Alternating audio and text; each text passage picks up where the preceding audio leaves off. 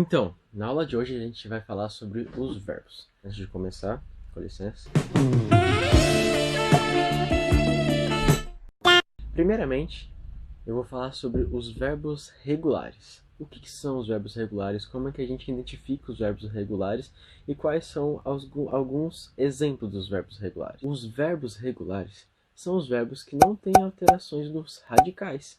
E os verbos regulares também são aqueles que não têm alterações nas terminações verbais. Alguns destes exemplos são o verbo cantar, aprender, escrever e o próprio verbo vender. Mas aí, você sabe como identificar um verbo regular? Então, para você identificar um verbo regular, você tem que conjugar ele no presente e conjugar também ele no pretérito perfeito do indicativo.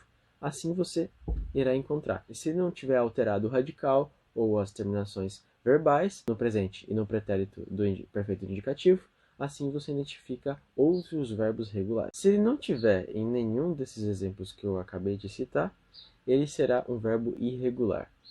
Mas o que é um verbo irregular? Como a gente acabou de falar, o que eu disse para você? O verbo regular são aqueles que não têm alterações nos radicais e que não têm alterações nas terminações verbais. Então, o que é um verbo irregular? É justamente ao contrário disso tudo. O verbo irregular, ele tem alterações nos radicais, e o verbo irregular, ele tem alterações nas terminações verbais. E agora, eu vou te falar alguns exemplos que tem de verbos irregulares. Um deles é o verbo abster, é o verbo adequar, é o verbo atrair e é o verbo advir. São alguns desses que são irregulares, que quando você conjuga ele no presente ou no pretérito perfeito do indicativo, eles vão ter alterações em seus radicais e alterações em suas terminações verbais. Agora, eu vou falar mais um tipo de verbo para você, que são os verbos de ligação. Mas o que são verbos de ligação? Os verbos de ligação são aqueles verbos que mostram o estado, mas não mostram a ação, e liga com o sujeito.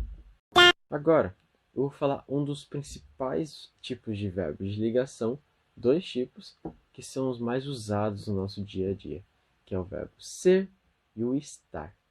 E colocando o verbo ser dentro de uma frase, eu vou te dar um exemplo de como isso tudo ficaria.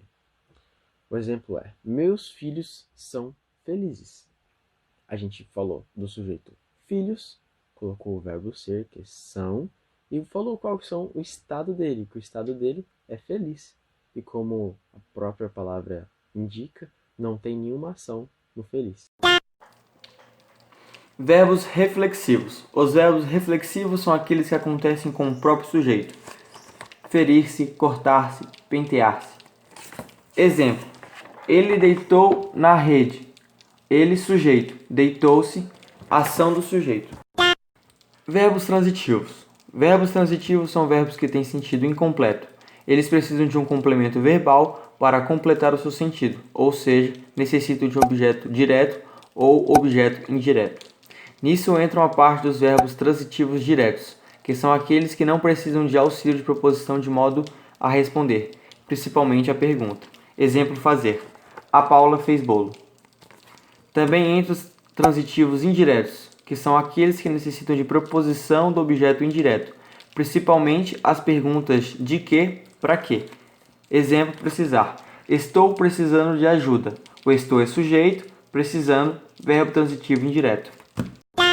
Verbos intransitivos são aqueles que apresentam sentido completo e não precisam de complemento como objeto direto e objeto indireto. Exemplo: meu avô já morreu. Usa mais afirmação, sem tempo para perguntas.